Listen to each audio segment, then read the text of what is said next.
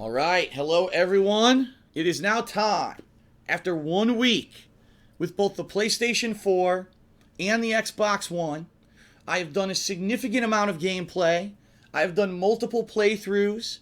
I've sampled the hardware, the software, the controllers, the cameras, everything. And I am here to give you my verdict on the PlayStation 4 versus the Xbox One. So here we go. Let me get rid of this silly picture. That's not it. What the? There it is. Oh my god. Wow, good way to start the video, huh? Whew. Okay. So, first of all, if you don't know who I am, because a lot of people might just grab this video and say, who is this? My name's Darkside Phil. I'm a professional gamer, but not in the way that you may think. I play games for a living, and I record all my experiences, I live stream them on Twitch, and then I also upload them to YouTube.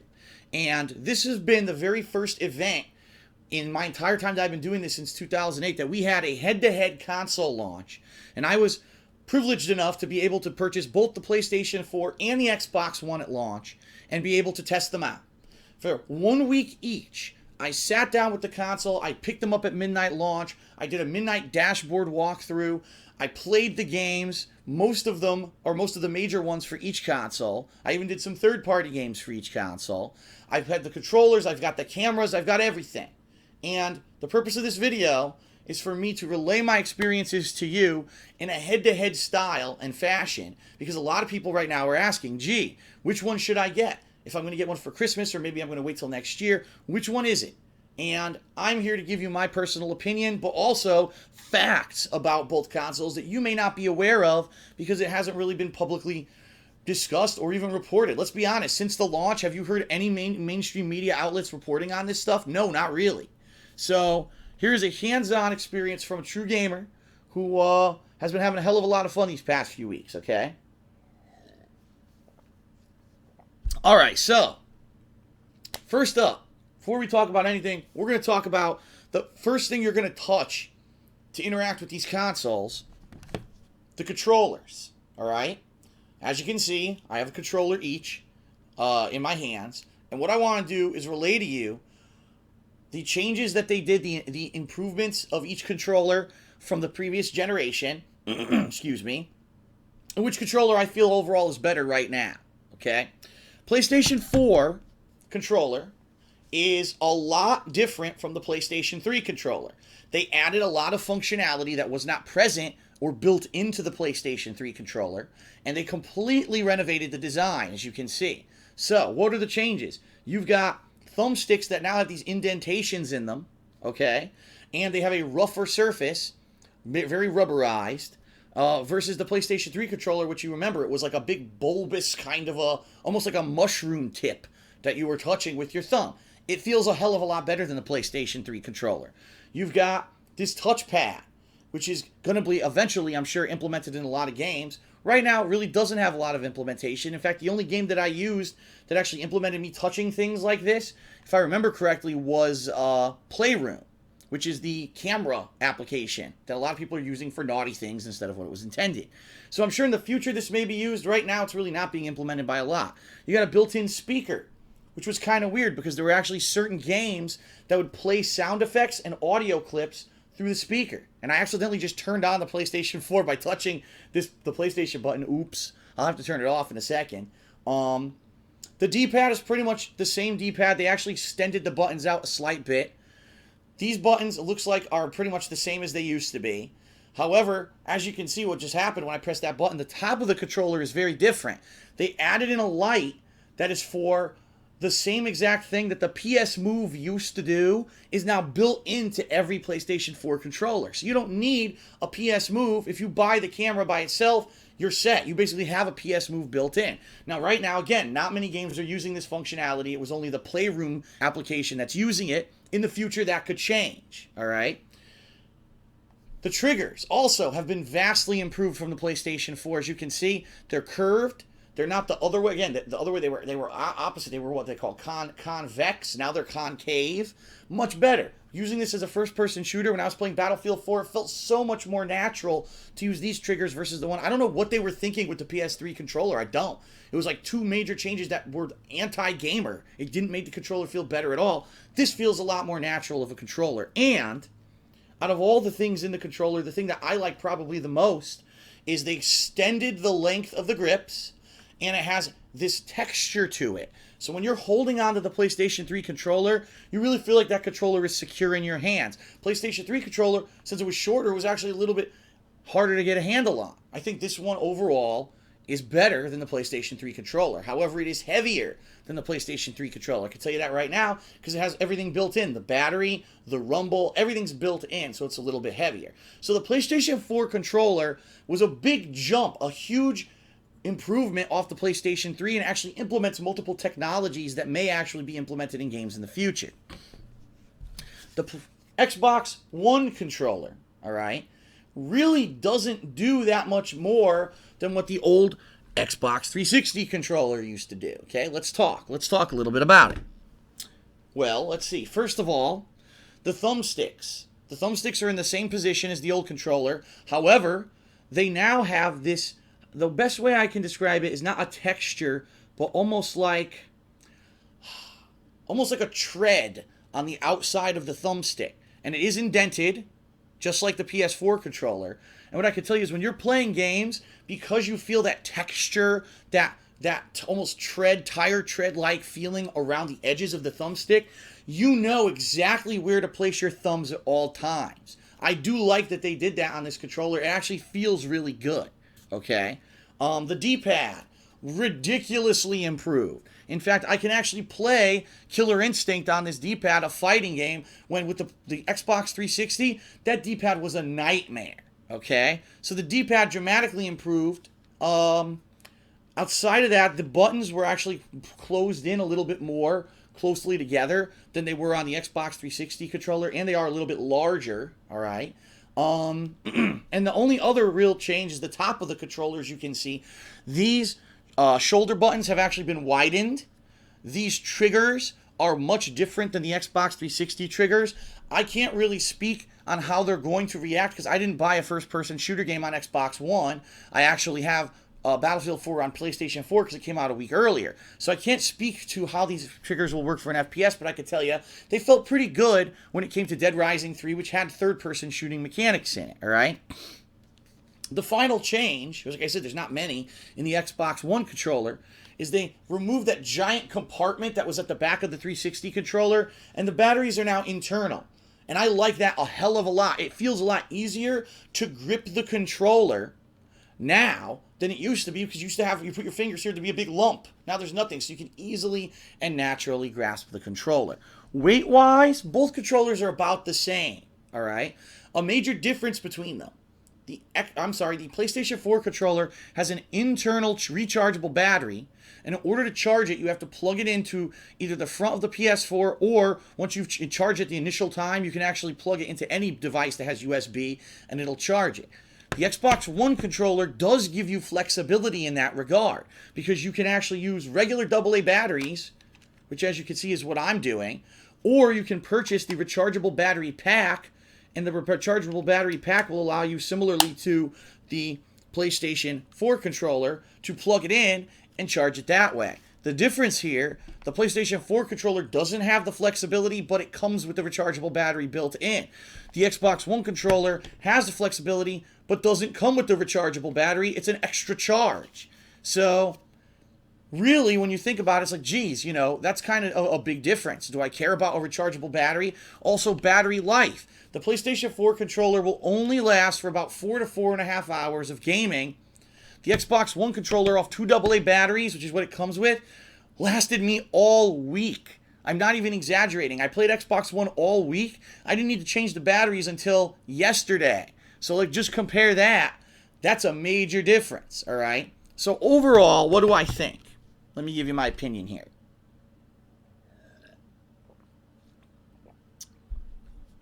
Okay. The PlayStation 4 controller, in my opinion, is future-proofed. And when I say that, I mean they really went all out.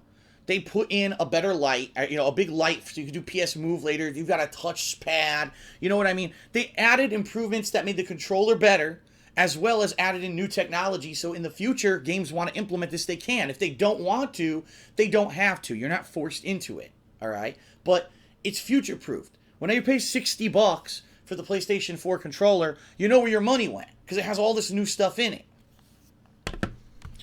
The Xbox One controller really doesn't have many innovations or changes from the Xbox 360 controller. Sure, there are a few improvements, including the D-pad, the texture around the thumbsticks, the button spacing, and the triggers. But really, when it comes down to it, what did they add to this controller besides a little bit of vibration in the triggers and changing out where the battery compartment was? There's not a lot of change, all right? However, actually playing games for 1 week, here's what I can tell you. The PlayStation 4 controller feels good. Doesn't feel bad at all. Feels natural. Feels a hell of a lot better than the PlayStation 3 controller. However, I did notice something. The thumbsticks are very, very sensitive, especially when it comes to the clicking. All right? Several times when I was playing Battlefield 4, I would accidentally melee when I didn't mean to. And I think it's an adjustment that you're going to have to make when you're playing on PlayStation 4 to be sure that you don't accidentally start clicking like crazy.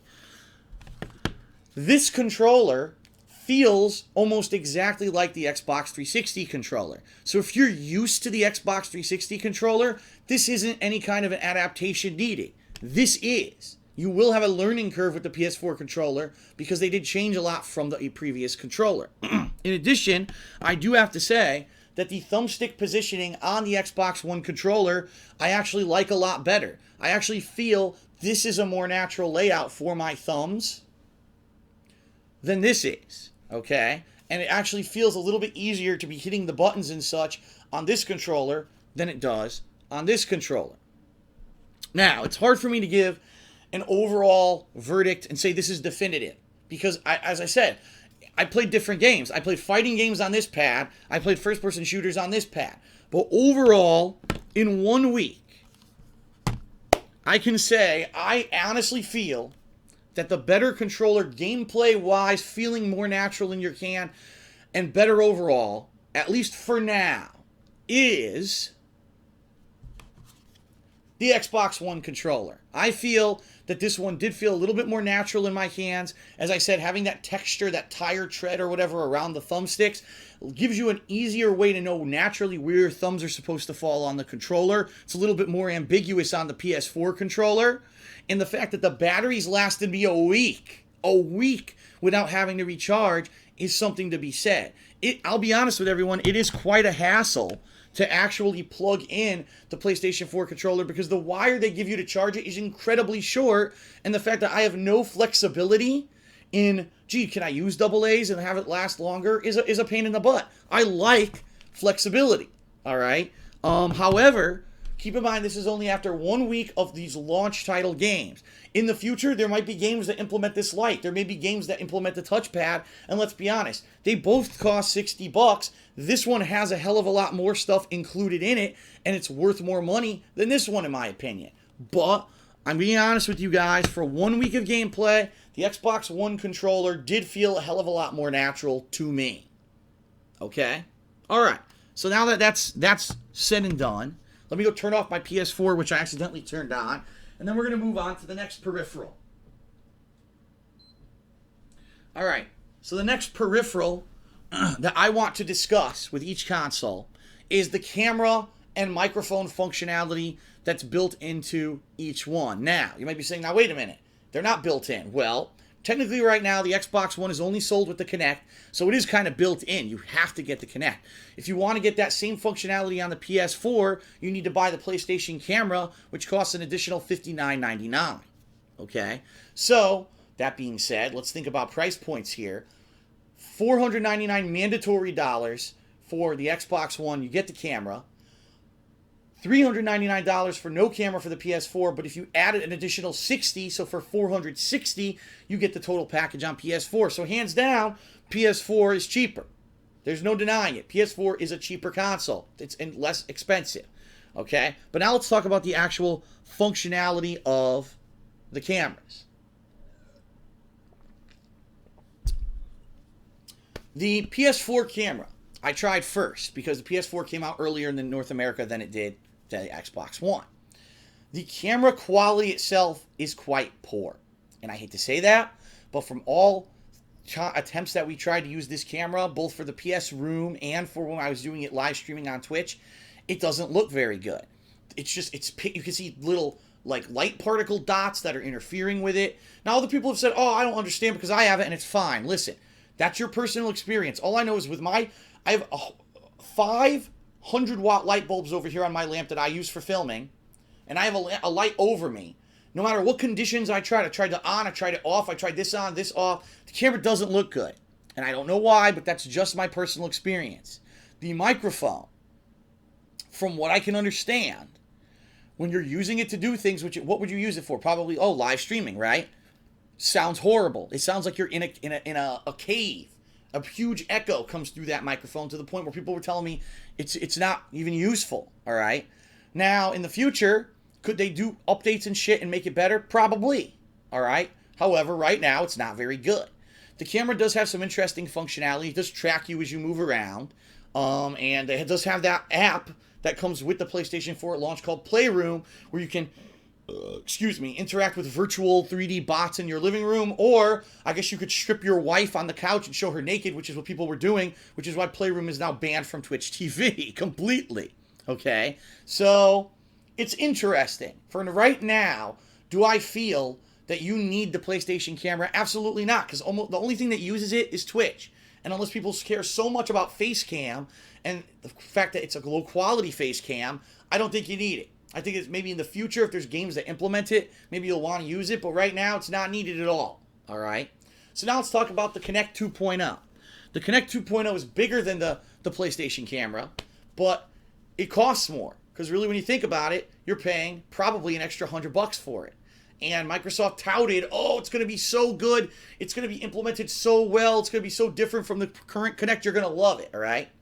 My personal experiences with the Kinect camera, the quality of the camera is quite good and is much better than the PlayStation camera. And that's what I have to do. I have to directly compare them.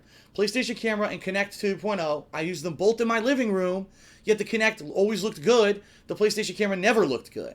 I don't know why that's so different. Why is one, you know what I mean? So obviously in technology-wise of the camera, Microsoft got it right. The camera quality is great.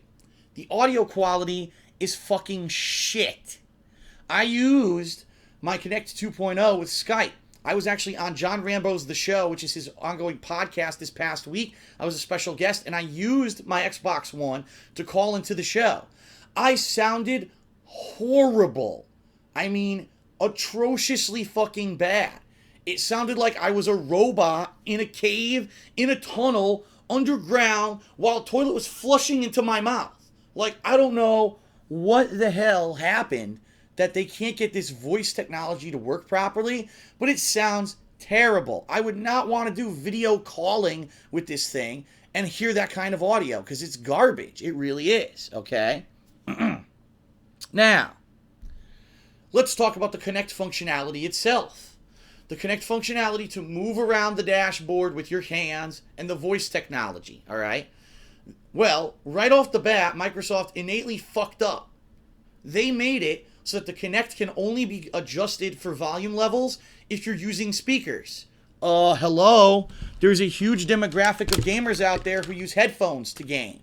So why, right off the bat, would you fuck up and have a setup for your camera that requires audio to be played through speakers? So people have been telling me, Phil, the reason that your Kinect doesn't work too well with voice commands is because you never adjusted it properly during the initial configuration because you were supposed to use speakers.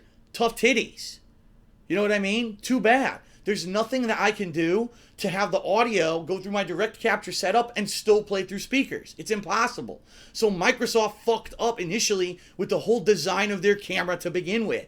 They said, we think that most people use speakers, so we'll just do that only with no exceptions. Well, fuck you, Microsoft. It's just like when they said, oh, we're going to have an always online console, and if you don't have internet, don't buy the Xbox One. Well, fuck you, Microsoft. Enough of this nonsense. You have to realize you have a diverse customer base. It's not just one stereotype of people who are buying your product, and you need to cater to those customer bases. You can't exclude people. So, in my experience, using the voice commands of the Xbox One and the Kinect 2.0, it's insanely and incredibly hit or miss.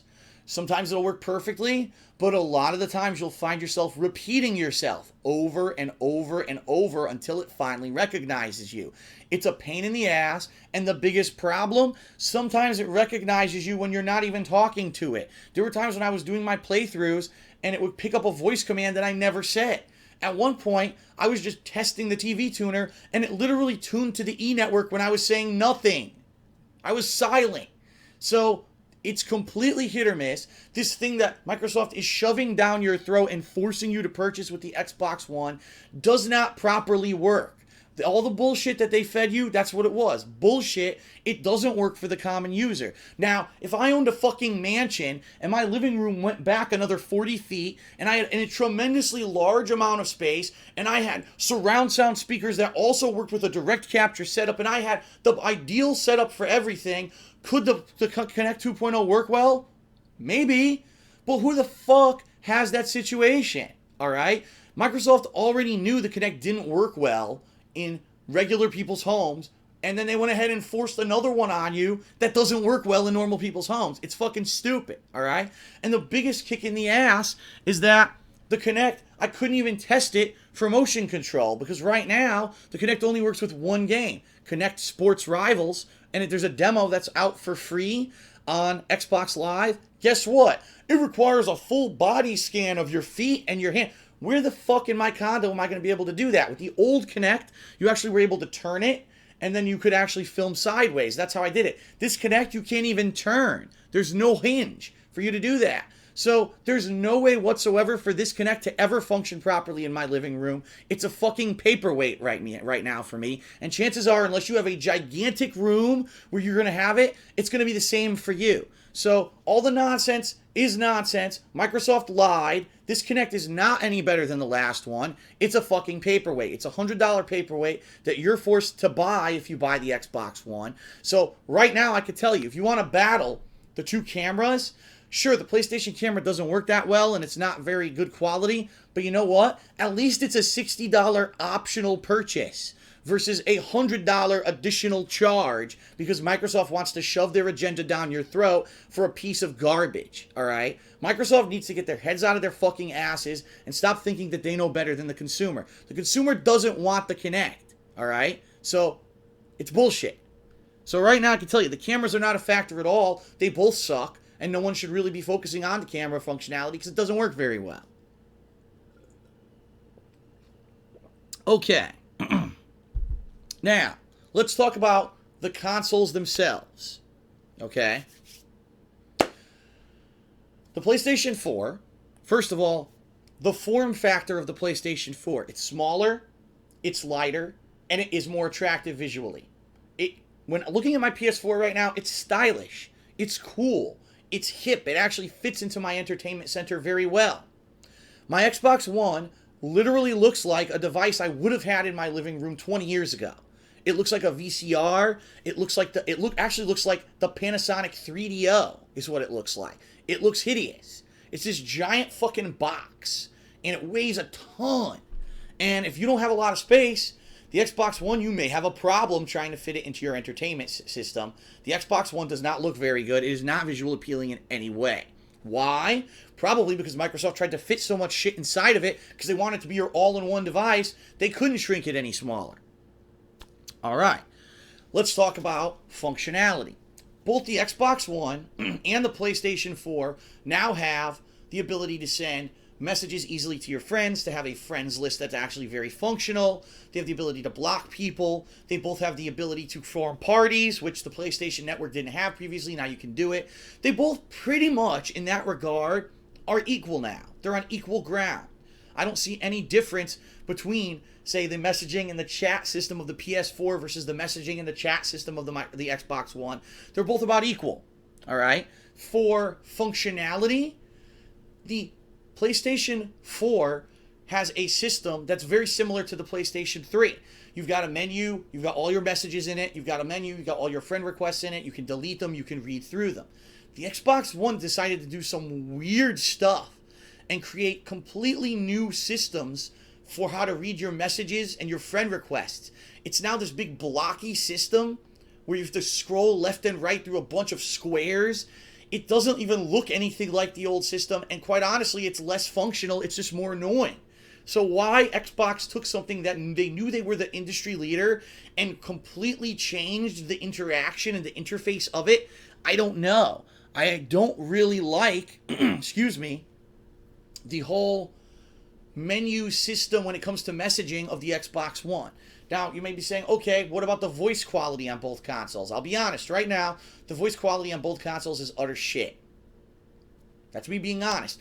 The microphones that they gave you to be your initial microphones are extremely low grade. They're basically extremely cheap, and they're nothing to even talk about. This one is a mono mic that sounds terrible. This one is basically the equivalent of your old Xbox Live headset that you bought with your Xbox 360. They're the lowest grade possible. They're not good. So right now, the only reason they did it is because they wanted to say that that functionality was in there, but no third-party companies have made microphones that are really working properly with the systems yet. I have a headset that I tried, the Astros. I plug it in, doesn't even work with either system when it comes to the mic. So in that regard, they're pretty much on equal ground. Give it 6 months when all the third-party companies are given permission to start developing third-party accessories for these consoles, and it's going to be night and day. So for now, I can't really speak to that, but they're kind of on equal ground. They both suck for voice chat. Now, for overall, the dashboard and the functionality of the dashboard, all right, they both have decided that they want you to be able to adjust anything on the console at all times on the fly without any hassle. So, for example, if you're playing a game on PS4 and you realize, oh shit, I don't have the surround sound enabled, you can suspend the game, jump over into your settings, change the settings, go right back to your game on the fly. Major improvement from PS3. Xbox One does the same thing. Whatever you're in, you can suspend it instantly, go to another screen, read a friend message. They both have this functionality. It's both great on that count. I think that's a really cool next-gen feature to have. Visually, the PlayStation 4 right now is incredibly limited. From what I can tell, you can't even do a theme or anything like that. There's almost no customization available on the PlayStation 4 visually. You're just stuck with this row of boxes that are whatever games you have, all right? And that's it for now. And you do have this interactive dashboard that anyone who's on your friends list, you get to see what they've been up to. Xbox One does have some functionality in regards to customization, because you can actually custom make your avatar right now, custom make a gamer pick based off of your avatar, and also the color of the boxes, the messages that pop up, you can pick a color. So there's very limited customization on the Xbox One. However, the Xbox One dashboard itself is incredibly cluttered. What they tried to do was emulate Windows 8, and I hate to tell Microsoft, you need to listen to your customers, because overwhelmingly the general consensus with Windows 8 is that people don't like it. It's clunky. It looks freaking weird. It's a bunch of colored boxes that aren't kind of any kind of order or sense. People don't like Windows 8. People say Windows 8 is Windows 7 with a GUI over it that looks weird because they wanted it to work on tablets. No one likes it. So making a console that also looks like Windows 8 was a huge flub. People loved Xbox Live. People said we love the fact that you can do so much with it. It looks interesting. It's sortable. People don't like this dashboard, at least initially, is not very good. So if you're just talking dashboard versus dashboard, even as basic as it is, I think I like the PlayStation 4 dashboard better than the Xbox One dashboard. Because Xbox One's trying to force this whole Windows 8 down your throat. Okay? Now, I guess really what we need to talk about next is basic functionality and things that you can actually do on each console, all right? You can, out of the box, live stream on Twitch with the PlayStation 4. You cannot with the Xbox One. They promised all year it was going to be in that console. It is not. The feature's in there. You can actually go in the menu and it says, oh, streaming content provider, none, and there's no selections. They apparently have it in there and they couldn't get it to work for launch. So if you want to live stream and you don't want to get an expensive PC complicated setup to do it, the PlayStation 4 right now is your go-to choice. Now, this could change in the future. Microsoft has promised they're going to implement streaming at some point, but they're not saying when. So right now, out of the box, PlayStation 4 wins that game. If you're talking game capture and game DVR, trying to make videos to upload to, say, YouTube, neither console is good at it right now. PlayStation 4 can only record certain snippets of videos and upload it to Facebook, which is a downgraded quality. Then you'd have to take that video and rip it off of Facebook and put it on YouTube. The Xbox One, from what I see, you can't do it at all. You can do game DVR, but it just uploads it to whatever their bullshit network is, and you can't really get it on YouTube at all. So really, neither service is sufficient for that. So if you got to warn you, if you still want to do videos for YouTube, you got to use your own setup. You can't use what's built into these consoles, okay? What's also important to know, the PlayStation 4, when you stream on it, those videos are not saved onto Twitch TV. So a lot of people were speculating, oh, well, when we get our PlayStation 4, we'll stream, and then what we'll do is we'll look at the archive stream on Twitch TV, we'll cut it up into parts, and upload those parts to YouTube. You can't do that. It's completely blocked. It does not archive PlayStation 4 streams. So if you want to do any kind of video capture, you have to do it with outside hardware. It's important to know, okay, everybody? Now, very weird thing, which I cannot find any explanation for. There's no logical explanation for it. And people have repeatedly asked Microsoft about this, and they have no valid answer besides we're going to fix it in the future. Basic things that should have been included in the Xbox One that were completely overlooked by Microsoft, all right? Number one, you can't see how much energy is left in your controller. Yeah, I'm serious. There's no way right now to see how much charge is left in your controller. So you have no clue when your batteries are going to run out. And so there's no way to be a preemptive and say, well, oh, I know they're low. Let me put in new ones so that when I'm in this gaming session, they don't die. It's impossible to find out. Why would you not include that in your console? It's insane. They overlooked it. All right? That's one major thing that they overlooked. Number two, on the Xbox One, as you know, everyone seems to know this now. It's now common knowledge. On both PlayStation 4 and Xbox One, they require huge game installs. All right? Huge. Every game is like 30 to 50 gigs. All right? And these consoles only come with 500 gigabyte hard drives to launch. The PlayStation 4, you can upgrade the hard drive. There's a process by which you can remove the one in there and put a bigger one in. The Xbox One, you cannot. You are stuck with their proprietary 500 gigabyte hard drive forever. Or unless they find a solution. But right now, you're fucked. You are stuck with that internal hard drive forever. And in the biggest lame brain move, so we're going to make a console you can't upgrade. Guess what also you cannot do? See how much space is on your hard drive. What? So you're going to limit the amount of space that I'm going to be able to store, make it that the games have huge installs, and then not allow me to see how much space I have left. Huh? It blows my mind. Like, what?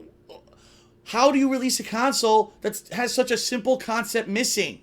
Like, that means completely, what that tells me is that they're so stupid that they were focusing on always online, DRM, the Kinect, talk to your fucking console, and they didn't focus whatsoever on the basics. The most basic fucking thing possible. It makes no fucking sense to me, alright? Such an omission is just ridiculous. Shit, there is one more omission that now is skipping my mind, and I apologize for that because I know it's a big one, and I cannot remember what the hell it is right now. Hopefully it'll come back to me during the course of this video. Alright.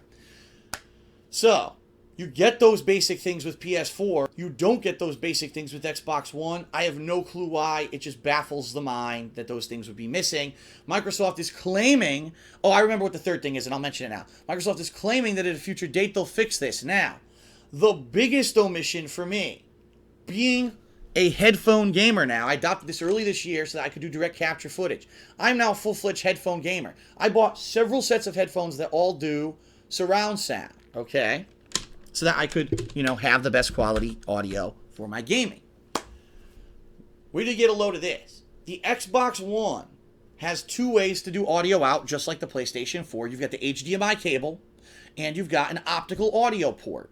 Okay, all gaming headphones right now use an optical audio port. It's what all headphones have always used. It's actually what a lot of people use for their receiver, for their TV, for a ton of things. Optical audio is one of the standards for gaming audio. Guess what?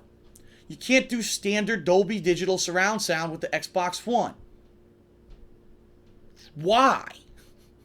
It's the industry standard. Dolby Digital has been the industry standard for surround sound forever. It probably always will. There is this functionality for DTS. DTS is uncompressed audio. It means it is the highest grade, but a lot of games, including launch titles for Xbox One, don't use DTS. So why would you have an optical port that doesn't work with surround sound? You know what I mean? It makes no fucking sense. So literally, anyone who has surround sound headphones cannot right now get surround sound out of their Xbox One. Now, lucky for me, I actually have this, which is hard to show you, but this is the mix amp that comes with the Astro A40 and A50 headphones. Lucky for me that I bought them this year because that mix amp did not come out with the previous headphones. That creates virtual surround sound out of stereo sound, all right? So in that case, I am getting virtual surround sound when I play the Xbox One, but I'm not getting true surround sound. So again, what? So let's see. I can't see how much battery life is in my controller. I can't see how much storage space is on my hard drive, and I can't even get surround sound out of one of your audio jacks. What was Microsoft doing? I'll tell you. They were busy with their thumbs fully shoved up their fucking assholes, worried all about their motion control and their voice, and they're always online in their DRM, and they overlooked the most basic fucking functionality of a gaming console. They lost focus. Sony was hyper-focused. Xbox One was not. All right? Okay. So, you can get Dolby Digital surround sound through the HDMI port. Problem is, only TVs and really receivers, speakers, etc. support that. Headphones don't. Headphones have never used HDMI out. So you're boned right now. If you're an Xbox One gamer and you want to use surround sound headsets, unless you have that particular mix amp that I own, you're boned. Figures, right? So that's a lot to be said, okay, about both consoles. Overall, let's now talk very quickly about the games, the launch titles, and then I'm going to give you my verdict, all right? So, talking about games, launch titles. PlayStation 4 had very few console exclusives, let's be honest here. You had Knack, you had Killzone Shadowfall, you had a ton of indie titles, such as Contrast, Flower, DC Universe Online, all right? A lot of the titles were already available either for PC or already on the PS3, so to call those console exclusives would basically be a lie. When it really comes down to it, you have to look at what are the major console exclusives for each console. And for me, for PlayStation 4, it's very simple. Knack, Killzone Shadowfall, and Contrast. And that's pretty much it, all right? That's pretty much it. Those are the 3 that, everyone's going to be playing. 2 of them because they're the retail games that are console exclusives, and Contrast because it's free. Contrast is the game that they gave you in place of Drive Club because Drive Club was supposed to be the free-to-play game, and they took it back because it got delayed. So they gave you Contrast instead. So let me give you my opinions on these games. All right. Knack. I already reviewed it, so I don't have to go into much detail. It's this simple. Knack is a very old-school action platformer with some of the best graphics I've ever seen in a video game, and it really is a tech demo for the PlayStation 4. It shows you the graphical capabilities, it shows you what to expect in the next gen, but it doesn't deliver really on gameplay. It's very simplistic, and some people are going to find it incredibly boring and overpriced for a $60 retail title. So that's the kind of game, when you find it in the bargain bin in a few months, or if it becomes a greatest hit and you can buy it for $20, that's when you get it. It's not a system seller, it's not a game you're going to rush out there to buy. Killzone Shadowfall is an overhyped, overproduced, under-delivering piece of fucking shit rip-off game. Killzone needs to die. Killzone is a games line for PlayStation exclusive that since the PlayStation 2 has been an underperforming series. It doesn't have as much fun gameplay or features or variety as any other FPS game. It's quite bland, it's blasé, but you'll find Sony fanboys will defend it to the end because it's really the only FPS game that the PlayStation has had console exclusive. Don't believe the hype and the bullshit. Killzone Shadowfall is every bit as bad as the other games in the series. The only thing the game has going for it are the visuals. The visuals are actually quite appealing. However, when you have horrendous, repetitive, boring, dialed-in FPS gameplay, people, let me give you some perspective, and then you'll understand where I'm coming from here. Because it's not just me saying this, all right? Here you go. When I played Killzone Shadowfall on stream and on YouTube, I had tremendous views for every game on the stream for PlayStation 4. People are like, wow, Knack, that looks cool. Wow, NBA 2K4 looks neat. Wow, Battlefield 4 looks amazing. And then I started playing Killzone. The stream lost half of its viewership. It went from like 1,800 viewers down to 900. People said, this is horrible. It's boring. It's blasé. It looks terrible. I agree. I was bored to tears. I played it for 45 minutes. I wanted to go to sleep. That's how bad the game is. Don't let fanboys deter you and trick you. If you want to play a first-person shooter game, play Battlefield 4. That is the best first-person shooter out there right now. This year, hands down, it's the best one, especially on next gen. It runs beautifully. Don't waste $60 on Killzone Shadowfall. It's a piece of garbage. It really is an overpriced piece of garbage that if it weren't for being a launch title and a console exclusive, no one would buy it. If that was cross-platform, that game would no longer exist. All right? It's garbage. Contrast. If you're the kind of person that likes indie games, you like quirky games, maybe games that are kind of original, a lot different from other games, and you understand that, then you're going to like Contrast. If you're a mainstream gamer, you're going to download Contrast, boot it up, play it for 5 minutes, say, what the fuck did I just download, and delete it off your hard drive. Contrast is no substitution for what Drive Club would have been as a free game, and Sony really screwed the pooch there, promising everyone a great free game at launch, and then when you actually go play it, you're like, what is this? So there's some people that are going to love it, there's some people that are going to hate it, and it's going to be a very, dichotomy of people who are going to play that game. Now, there is another game that is free that is called Resogun. It's a side-scrolling shmup. It's interesting. It's a lot different from other shmups that I've played. But again, it's a shmup. It's a game that's only going to appeal to a niche audience. It's not anything that's a system seller. It's not anything that, I got to get a PS4 to play Resogun. I don't think there's anyone who's really saying that. If there are, they're few and far between. Resogun is kind of like, okay, it's neat that it's free. I'll download it. I'll play it a couple times. But unless you're a huge fan of shmups, you're probably not going to get hooked on it. So really, when it comes to the launch library for the PlayStation 4, and you look at the games that are console exclusives, really the games that most people are going to be playing are going to be the third-party games. Out of all the games that I got on PS4, right now, my greatest desire of games I want to play are Battlefield 4 and NBA 2K14, both third-party titles that are out for multiple systems. All right? Now let's talk about the Xbox One. The Xbox One had several console-exclusive games, including Rise, Son of Rome, Dead Rising 3, Forza Motorsport 5, and it has a few games that are only available, from Xbox Live, such as Zoo Tycoon. Now, of course, Zoo Tycoon's been out for how long? This is a different version of it that's been streamlined for the Xbox One, and a few others, all right? So what I want to do... Oh, Killer Instinct, I have to mention. Killer Instinct, absolutely a great downloadable title. Let's talk each one individually, all right, of these console exclusives. Killer Instinct, you can play for free with only one character, Jago, or you can spend $20 and unlock all 6 characters. And you might say, only 6? Yeah, only 6. But if you do that, you're basically purchasing the season pass to get 2 more characters.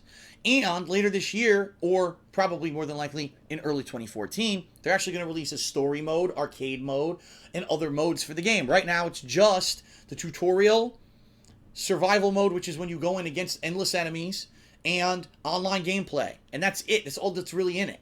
So when you play it, you might say it's very limited, but for what's there, the game is quite good. It's complex. It's got layer after layer of complexity. Combos are easy to execute, but also easy to break, so which there's a learning curve. At day one, you can learn insanely long combos, but you go up against someone who knows what they're doing, they're going to break it every time. So there's really level upon level of complexity there.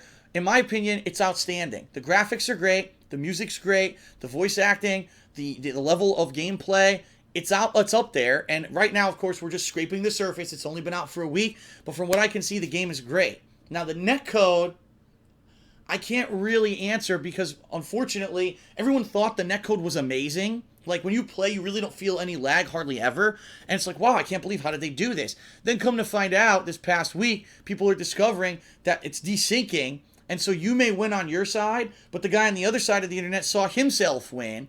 And sometimes you get credit for it, sometimes you don't. So the netcode actually isn't quite as good as we thought initially. But ideally, when you talk about these games, I've said it before and I'll say it again. Online doesn't mean jack shit. You may learn some basics, you may learn some bread and butter strategies, but you're not going to be playing at a high tournament level just by playing online. You have to play people offline in a lag-free environment. So for what it is, Killer Instinct is a quite good launch title for Xbox One. Rise Son of Rome is a piece of shit. It's a extremely shiny turd. Let's put it that way. I'm going to go more into detail when I actually put out my review later this week. I have reviewed it. But what it is an incredibly good tech demo with some of the worst, most repetitive, most boring, most blasé gameplay ever created in any game. And it's only 5 hours long. So it's a piece of crap. No one should buy it. What you should do ideally is skip it and go watch someone's playthrough on YouTube, and you can say, ooh, look at the visuals, and then fucking never do anything with it. I don't even think it's worth a rent. It's that bad of a game, okay? I'll go into full detail like I said in my review. Forza Motorsport 5 is what it is. It's beautiful, by the way. It's a beautiful game. Runs at 60 frames per second, which is far than I can say from a lot of other racing games, including Need for Speed Rivals, which came out on both consoles and runs at 30 frames per second, and doesn't even look next gen. It's a complete ripoff. But yeah, Forza Motorsport 5, great looking game. If you're a car aficionado, you'll probably love it. If you're not a car aficionado, you'll say, why am I playing it? For me, I'm kind of like, I can understand why it's a great game. So again, if you're into racing, great launch title, okay? Dead Rising 3. I'm going to be honest with everyone, because I am going to review it later this week, just like Rise. It's actually one of my favorite games this year. And I know that's saying a lot from someone who plays almost every game. I really fucking liked it. And I think that the gameplay is dramatically improved. If you don't like the changes that they made, you could still play it at the older difficulty level that everyone used to play at in Dead Rising 1 and 2. The story is good. The characters are great. The actual visuals are better than the previous games. They obviously use the technology of the Xbox One to create hundreds of zombies. If you like Dead Rising 1 and 2, it's a no-brainer. You gotta play it. And I think it's easier at this point for people to jump into this game because they did lower the difficulty. And maybe that's why the difficulty was lowered, because it was a launch title and they knew a lot of people would be buying it. They made it a little bit easier and more accessible. The game's outstandingly long. It's like 15 hours long for a launch title. That's fucking great. Dead Rising 3, one of my favorite games of the year. You gotta fucking buy it if you have an Xbox One. And then Zoo Tycoon, I've only played a little bit of, so I can't give you too much of an opinion on it. But from what I played, it's cute, it's fun, it's streamlined for the Xbox One, it works really well. The graphics are outstanding. It's some of the best graphics I've ever seen, especially with the detail on the animals and everything. They look crazy good. So I just want you to take perspective of what I just told you. PlayStation 4 has a launch lineup that's very poor. I'll be honest, it is. It's weak. The best games on PS4 right now are third-party games. The Xbox One, outside of Rise, has a really outstanding lineup of launch games. So right now, if you're talking games-wise, by far, Xbox One wins, hands down. They knew that they needed to really have good games for their launch, especially with, I guess, with all the negative press that they've gotten this past year because of Don Matrick and all the bullshit, and they put out a very good line of titles. Okay? So, let's weigh and balance everything. I'm going to give you my verdict. PlayStation 4 versus Xbox One. Controllers, this one's future-proofed, but this one feels better for gaming overall after a week. This could change in the future, but I really am digging the Xbox One controller. Alright? Camera functionality is a nil. The cameras are both garbage. They don't work properly. They don't work the way that they're intended. At least, however, in that department, the PlayStation camera is optional. The Kinect is an additional $100 charge that you really don't want and is forced down your throat. Okay? Oh, there's one last thing that I do want to mention, because I did not mention it. The TV tuner functionality of the Xbox One. I did have a chance to dabble with it. And I want to tell you something, it's nearly worthless. And here's why. They're so want to say that the Xbox One is the all-in-one. You could do everything with it. Guess what? Out of the box, the Xbox One won't work with a lot of DVRs. So right out of the box, my cable box will not work with the Xbox One. Why? Because the DVRs have what's called HDCP, high definition copy protection, so you can't record a TV show or movie and then rip that to your PC so that you can actually sell it or distribute it on the internet. So right out of the box, my cable box doesn't work with the Xbox One. Now, luckily for me, I actually have a very expensive, complicated setup to bypass HDCP, but who the fuck has that? So right off the bat, anyone with a DVR, there's a strong chance the Xbox One won't work with your console. In addition to that, once you finally get the Xbox One working with your cable box, it adds zero functionality. The only functionality it adds is that you can tune into channels with your voice. So you can say, you know, Xbox, go to channel WPIX. Xbox, go to HBO. Xbox, go to E. And it'll tune into that channel. But what is wrong with this? If anything, do you want to be talking all day nonstop? Let me tell you something. I do almost talk all day nonstop because I do commentary. Listen to my voice. It's hoarse. My voice gets tired. Do you want to voice command everything in your goddamn house? Why? Like, it's this, the real explanation here, it's technology for technology's sake. Microsoft is saying we're going to improve upon this by making it voice commanded. But who asked for that and who said that's better than this? Nobody. They're making an assumption that something's better when the consumer hasn't told them yet. So really, all that the Xbox One does with all of its motion control and voice technology and put your TV, it makes your Xbox One this. It adds no functionality whatsoever to anything. There's no reason to do it. And really, unless you want to be talking all day and repeating yourself, because the Xbox One's voice commands don't really pick up that well, there's no reason to really have this all-in-one functionality set up. But I'll tell you right now, I'm not going to use it. I'm not going to use the TV tuner. I'm not going to use the voice commands. I'm not going to use the motion control because it's not refined enough, which is exactly what I said earlier this year. You already had a Kinect. You forced a new one down our throats. If you're going to, it better work, and it doesn't. So what a fucking joke, all right? So, now the consoles themselves. If you're talking functionality, software usage, stuff like that, they're about equal. They have about the same kind of system for messaging, the same kind of friend system. They both have a party chat. The chat sucks on both of them right now. It's about equivalent. But if you're talking maneuverability, if you're talking ease of use, appearance, by far the PS4 is better. Why can't, on Xbox One, why can't I tell how much battery life I have? Why can't I tell how much hard drive space is left? Why can't I get surround sound through my optical port? Why the fuck does the fucking dashboard look so hideous? Why does it look like Windows 8, which everyone fucking hates? It's stupid.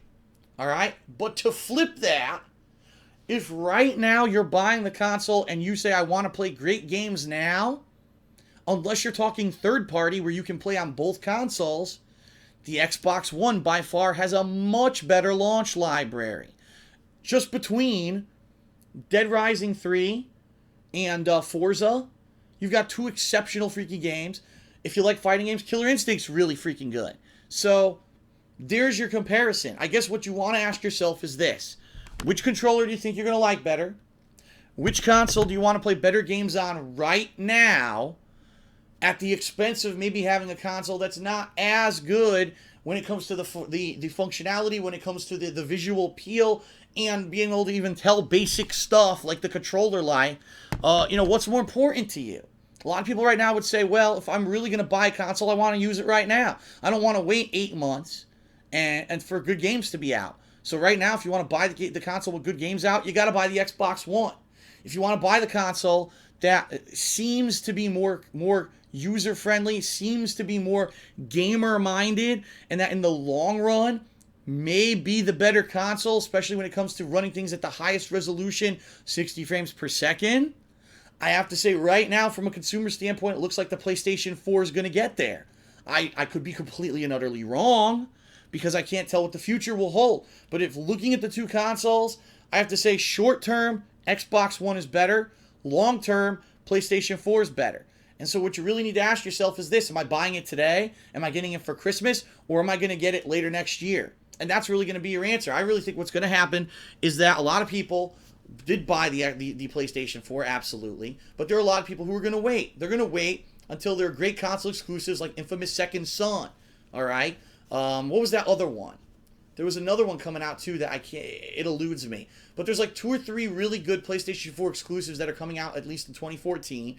And people are going to start buying PlayStation 4s then. And they're going to say this is a great game and this is a great console. Right now, people who are buying the Xbox One are hooking it up to all these fucking other things and saying the camera sucks, the voice sucks, the TV tuner's a piece of shit, but the games are great.